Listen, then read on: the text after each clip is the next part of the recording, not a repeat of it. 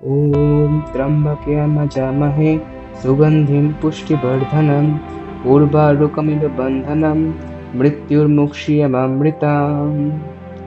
রুদ্রনাথ পঞ্চকেদারের সবচেয়ে কঠিনতম কেদার। এটা কোনো যাত্রা না, এটা শিবের সাথে নিজের আত্মার মিলনের এক মাধ্যম। এখানে যেতে হলে অনেক নদী, পর্বত, পাহাড় পেরিয়ে যেতে হয় এবং এখানে শিব তার নিজের মুখমণ্ডলের মাধ্যমে পূজিত হয়। চলুন তাহলে শুরু করা যাক এক অলৌকিক যাত্রা। নমস্কার বন্ধুরা, আমি শরৎ সাহা। এটা আমার নতুন ব্লগের চ্যানেল শরৎ সাহা ব্লগস। সো আমাদের বন্ধুদের মধ্যে অনেক দিন ধরে প্ল্যান ছিল যে আমরা পঞ্চকেদারের সবচেয়ে টাফেস্ট কেদার রুদ্রনাথ যাবো, কিন্তু নানা রকম কারণে যাওয়া হচ্ছিল না। অবশেষে সুযোগ আসলো এই বছর লাস্ট মান্থ 18 জুন 2025। তার জন্য আমরা শিয়ালদা থেকে যাত্রা শুরু করলাম। আমাদের এই পুরো জার্নি ডিটেলস, কোথায় ছিলাম আমরা, কি খাওয়া দাওয়া করলাম, কোন রুট দিয়ে গেলাম, পুরো ডিটেলস আমি কিছু ভিডিওর মাধ্যমে আপনাদের সামনে তুলে ধরার চেষ্টা করব। আশা করি এই ভিডিওগুলো খুব আপনাদের হেল্প হবে, আর ভবিষ্যতে কেউ যদি রুদ্রনাথ যেতে চাও তাদের এই ভিডিওগুলো খুব সাহায্য করবে। সো আমাদের জার্নি শুরু করলাম হরিদ্বার থেকে। So let's go. অ্যাকচুয়ালি আমাদের যাত্রা শুরু হয়েছিল শিয়ালদা থেকে। শিয়ালদা থেকে প্রথমে গেছিলাম দিল্লি, তারপর দিল্লি থেকে হরিদ্বার। হরিদ্বার পৌঁছে আমাদের সামনে দুটো চ্যালেঞ্জ ছিল। এক, সেদিকে রাত্রের দিনটা ভালো রুম বুক করা। দুই, আমাদের পরের দিনে সাগর যাওয়ার গাড়ি বুক করা। দ্বিতীয় কাজ আগে করলাম, আমাদের সাগর যাওয়ার গাড়ি মোটামুটি পার হেড 1.5 থেকে 2,000-এর মধ্যে একটা গাড়ি পেয়ে গেলাম। তারপর আমাদের নেক্সট প্ল্যান ছিল একটা রুম বুক করা। মোটামুটি স্টেশন থেকে 10 মিনিট হাঁটা পথে ভালো রুমও পেয়ে গেলাম। তারপর সেদিকে রাত্রিতে ভালো করে খাওয়া দাওয়া করে রেস্ট নিয়ে পরের দিন খুব ভোরবেলা বেরিয়ে গেলাম সাগরগ্রামের উদ্দেশ্যে যাওয়ার জন্য। হরিদ্বার থেকে আমাদের গাড়ি রওনা হয়েছিল প্রায় ভোর 6:30 নাগাদ। আমাদের গাড়ি এগিয়ে চললো রুদ্রনাথ ট্রেকের বেস ক্যাম্প সাগরগ্রামের উদ্দেশ্যে। পথে প্রথমে পড়লো যোগনগরে ঋষিকেশ, লক্ষণঝুলা, রামঝুলা প্রভৃতি পেছনে ফেলে আমরা এগিয়ে চললাম আমাদের লক্ষ্যের উদ্দেশ্যে। অনেকেই আবার এই ঋষিকেশ থেকেই রুদ্রনাথ থেকে যাত্রা শুরু করে, কিন্তু আমরা আমাদের যাত্রা শুরু করেছিলাম হরিদ্বার থেকে। আপনারা হয় হরিদ্বার থেকে না ঋষিকেশ থেকে, যে কোনো একটা জায়গা থেকে আপনাদের যাত্রা শুরু করতে পারেন। আপনারা হয় শিয়ালদা থেকে দুন এক্সপ্রেসে হরিদ্বার বা ঋষিকেশ, অথবা আমরা যেমন করে এসেছিলাম অর্থাৎ শিয়ালদা তো দিল্লি, দিল্লি তো হরিদ্বার, এরকম করে আসতে পারেন। এখন আমরা আছি হচ্ছে ঋষিকেশ থেকে বেরিয়ে এসেছি, আমরা এখন সাগর ভিলেজে যাচ্ছি। মোটামুটি আমরা এখান থেকে আরো 50 কিলোমিটার মতো আছে সাগর ভিলেজে। আমরা চা ব্রেকের জন্য দাঁড়িয়ে আছি এখানে। তো বলছি এখানে দিতে এখনো 1-2 ঘন্টা লাগবে। জার্নিটা ভালোভাবে স্টার্ট হলো, দেখা যাক কি হয়। ছোট্ট একটা চা ব্রেকের পর আমাদের গাড়ি এগিয়ে চললো নেক্সট ডেস্টিনেশনের দিকে। আমরা আমাদের গাড়িগুলোকে বলে রেখেছিলাম যে আমরা মোটামুটি 5টা প্রয়াগ দেখতে দেখতে যাব। সেই মতো আমাদের নেক্সট ডেস্টিনেশন হলো দেবপ্রয়াগ। অ্যাকচুয়ালি দেবপ্রয়াগ হলো 5টা প্রয়াগের সর্বশেষ প্রয়াগ, কিন্তু আমরা যেহেতু যাত্রা হরিদ্বার থেকে শুরু করেছিলাম তার জন্য আমাদের প্রথম প্রয়াগ পড়লো দেবপ্রয়াগ। তারপর সবাই বললো যে দেবপ্রয়াগে গিয়ে স্নান করবে, সেই জন্য আমরা সবাই মনে মনে দেবপ্রয়াগে স্নান করার জন্য প্রস্তুতি নিতে শুরু করেছিলাম।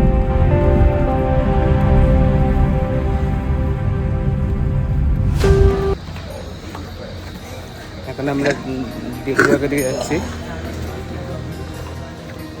দেবপ্রয়াগে আমরা স্নান করবো।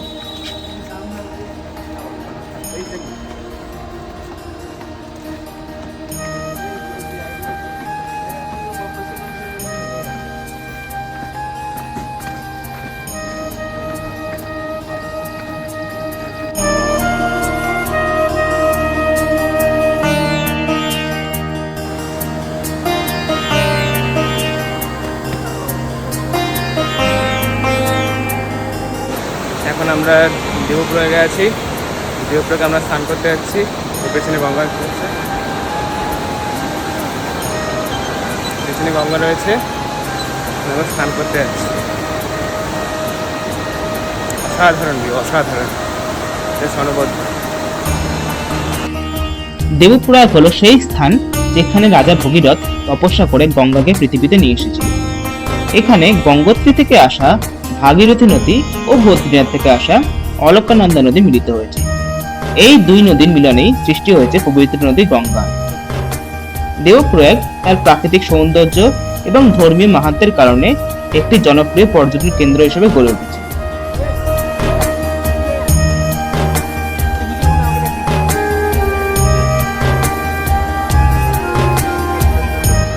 আমরা সকলে পবিত্র মনে এই দুই নদীর সঙ্গমস্থলে পবিত্র স্নান সম্পন্ন করলাম আর প্রার্থনা করলাম আমরা যেন আমাদের ট্রেক ভালোভাবে সম্পন্ন করতে পারি।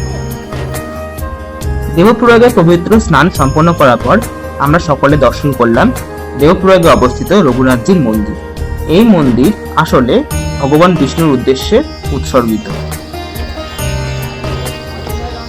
কথিত আছে রাবণকে হত্যা করে অভিশাপ থেকে মুক্তি পেতে রঘুনাথজি অর্থাৎ ভগবান রাম এই স্থানে এসে তপস্যা করেছিল। আরো একটি কথা বিশ্বাস করা হয় যে পবিত্র নদী সরস্বতী এই মন্দিরের দেবতার ঠিক নিচ দিয়ে প্রবাহিত হয়।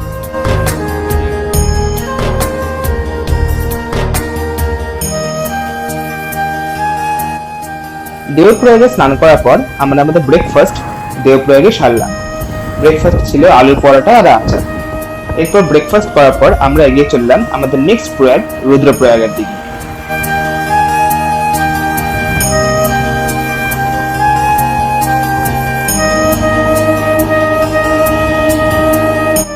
দেবপ্রয়াগের পর আমাদের পরবর্তী প্রয়াগ ছিল রুদ্রপ্রয়াগ, যা আসলে অলকানন্দা ও মন্দাকিনী নদীর মিলনস্থল।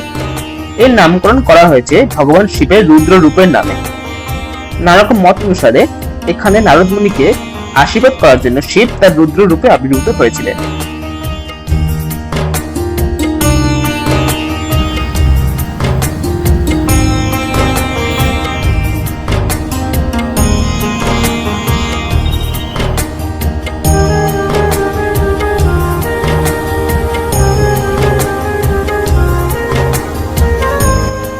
রুদ্রপ্রয়াগের পর আমাদের গাড়ি এগিয়ে চলল কর্ণপ্রয়াগের দিকে। তারপর আমরা সবাই ডিসিশন নিলাম যে ওখানে আমরা আমাদের লাঞ্চটা সেরে নেব।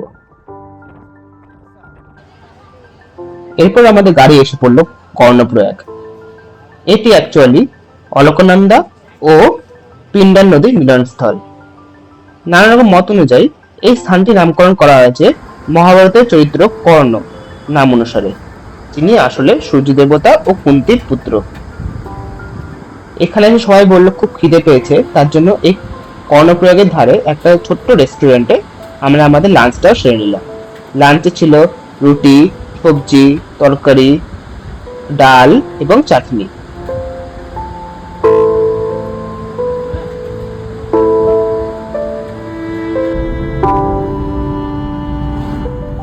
কর্ণপ্রয়াগে আমরা আমাদের লাঞ্চ সারার পর আমরা এতটাই ক্লান্ত হয়ে গেছিলাম যে আমাদের পরবর্তী দুটি প্রয়াগ অর্থাৎ বিষ্ণুপ্রয়াগ ও নন্দপ্রয়াগ, এই দুটি প্রয়াগে আমরা আমাদের গাড়িটা বেশিক্ষণ থামাইনি।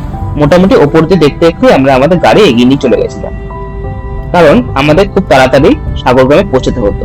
কারণ অলরেডি অনেকটা বেলা হয়ে গেছিল, আর বেশি দেরি করলে রাত নেমে যাবে এবং রাতে পাহাড়ের ধারে গাড়ি চালানো খুবই রিস্কি, কেন এটা রেনি সিজন, যখন তখন ধস নামতে পারে।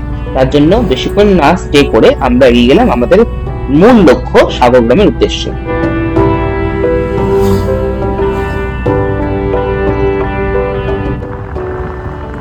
এই সেই নন্দপ্রয়াগ। আমরা এই নন্দপ্রয়াগে গাড়ি বেশিক্ষণ থামাইনি, মোটামুটি ওপর দিয়ে দেখতে দেখতে আমরা বেরিয়ে গেছিলাম। আর এই হচ্ছে বিষ্ণুপ্রয়াগ, এখানেও আমরা আমাদের গাড়ি থামাইনি, ওপর দিয়ে দেখতে দেখতে বেরিয়ে গেছিলাম। অবশ্যই দীর্ঘ জার্নির পর আমাদের গাড়ি প্রবেশ করলো উত্তরাখণ্ডের একটি ছোট্ট জেলা চামোলিতে। এই চামোলি জেলাতেই সাগরগ্রাম অবস্থিত।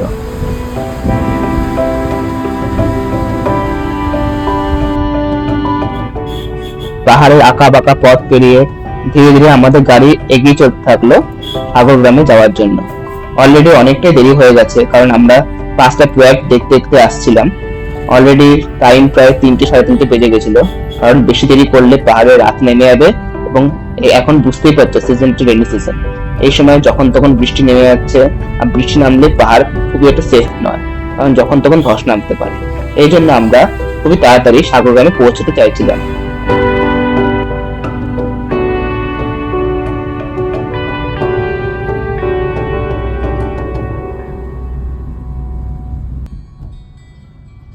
অবশেষে দীর্ঘ জার্নির পর আমাদের গাড়ি প্রবেশ করলো সাগরগ্রামে, যেটি অ্যাকচুয়ালি রুদ্রনাথ ট্রেকের বেস ক্যাম্প। সাগর গ্রামটি উত্তরাখণ্ডের প্রাচীন ইতিহাসের সাথে জড়িত। এখানে অনেক মন্দির ও ধর্মীয় স্থানও রয়েছে। হ্যালো গাইস, এখন আমরা সাগর ভিলেজে আছি। এটা হচ্ছে রুদ্রনাথ ট্রেকের বেস ক্যাম্প। এখান থেকে আমাদের কালকে রুদ্রনাথ ট্রেক শুরু হবে। আর আমরা প্রায় সকাল থেকে 8 ঘন্টা জার্নি করে এখানে পৌঁছলাম হরিদ্বার থেকে সাগর। প্রায় আমাদের টাইম লাগলো মোটামুটি 8 ঘন্টা মতো। মাঝখানে খাওয়া দাওয়া থেকেছি, তারপর দিয়ে প্রয়োগে স্নান করেছি, আরও অনেক কাজ হয়েছে। মোটামুটি 8 থেকে 8.5 ঘন্টা লাগলো। আজকে রাত্রে আমরা এখানেই থাকবো, আর কালকে থেকে আমাদের রুদ্রনাথ ট্রেক শুরু হবে। মোটামুটি অলমোস্ট 22 কিলোমিটার মতো। দেখা যাক কি হয়। সাগর গ্রামে প্রবেশ করে আমাদের প্রথম চ্যালেঞ্জ ছিল একটা খুব সস্তার মধ্যে থাকার জায়গা খুঁজে বার করা। সেই মতো সাগর গ্রামের পাশেই একটা স্কুলের হস্টেলে আমরা আমাদের থাকার জায়গা খুঁজে পেলাম। হস্টেলটা খুব সুন্দর দেখতে এবং খুব কম খরচের মধ্যে এখানে আমরা একটা সুন্দর থাকার জায়গা পেয়ে গেলাম। সো আমরা এখন সাগর ভিলেজে একটা চন্ডিকা মন্দির দেখতে যাচ্ছি সাগর ভিলেজ থেকে নিচে। এটা সাগর ভিলেজটা আমরা আগে বলেছি, এটা হচ্ছে রুদ্রনাথ ট্রেকের বেস ক্যাম্প। আমরা কালকে রুদ্রনাথ ট্রেক শুরু করব। তো আজকে একটু ওয়ার্ম আপ চলছে। রুদ্রনাথ ট্রেক মোটামুটি 18 থেকে 20 কিলোমিটার ট্রেক। ওকে, সো কালকে আমরা হাফ যাবো, নেক্সট দিন আমরা হাফ যাবো। 2 দিনে মোটামুটি ট্রেকটা কমপ্লিট করবো। ফেরার সময় আমরা একদিনে মেকআপ করে নেবো। সো আজকে সাগর ভিলেজে আমরা পৌঁছে গেছি। এই জাস্ট 1 ঘন্টা আগে পৌঁছলাম। সেই সকালে বেরিয়েছিলাম 8 ঘন্টা 8.5 ঘন্টা জার্নি করে মোটামুটি এখন একটু আগে পৌঁছলাম সাগর ভিলেজে। আজকে সারা রাত এখানে থাকবো, একটু রেস্ট নেবো। আজকে আমাদের রেস্টিং ডে। তো কালকে থেকে আমাদের ট্রেক শুরু হচ্ছে। এখন আমরা একটা সাগর ভিলেজের নিচেই একটা চন্ডিকা মন্দির দেখতে যাচ্ছি। দেখো ভ্যালিটা দেখো, শুধু ভ্যালিটা দেখো। এই মন্দিরটা আমরা দেখতে যাচ্ছি। ঠিক আছে, এখন অনেকটা নিচে যেতে হবে আমাকে, তারপর মন্দির দেখতে পাবো। সো তাহলে লেটস গো। এই মন্দিরটা আমরা যাবো। সো আমরা চন্ডিকা মন্দির পৌঁছে গেছি। এখন আমি চন্ডিকা মন্দির ঢুকছি। এই যে আমরা এখান থেকে শুরু করেছিলাম, ওটা অনেকটা নিচে নামতে হয়েছে। এখন আমরা চন্ডিকা মন্দির ঢুকছি। দেখা যাক। তেমন ছোটো একটা ওয়ার্ম আপ ছিল আজকে।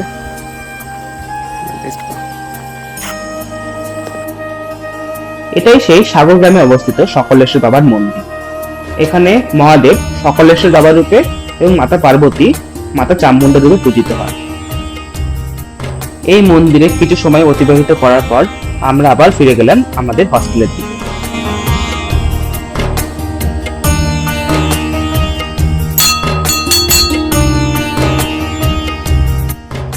তারপর আমরা সবাই হস্টেলে ফিরে গিয়ে রাতের খাবার খেয়ে নিয়ে রেস্ট নিলাম এবং পরের দিনের আমাদের রুদ্রনাথ ট্রেকের জন্য মেন্টালি প্রিপেয়ার হতে শুরু করলাম। চলুন তাহলে এপিসোড 1 এখানে শেষ করা যাক। নেক্সট এপিসোডে আমরা রুদ্রনাথ ট্রেকের যাত্রা শুরু করব। তোমাদের ভিডিওটা কেমন লাগলো প্লিজ কমেন্ট করে জানিও, এবং ভালো লাগলে চ্যানেলটাকে সাবস্ক্রাইব করে দিও এবং বেল আইকনটি প্রেস করে রেখো, যাতে পরবর্তী নোটিফিকেশন তোমাদের কাছে খুব তাড়াতাড়ি চলে আসে। তাহলে দেখা হচ্ছে চ্যাপ্টার 2 তে। Take care.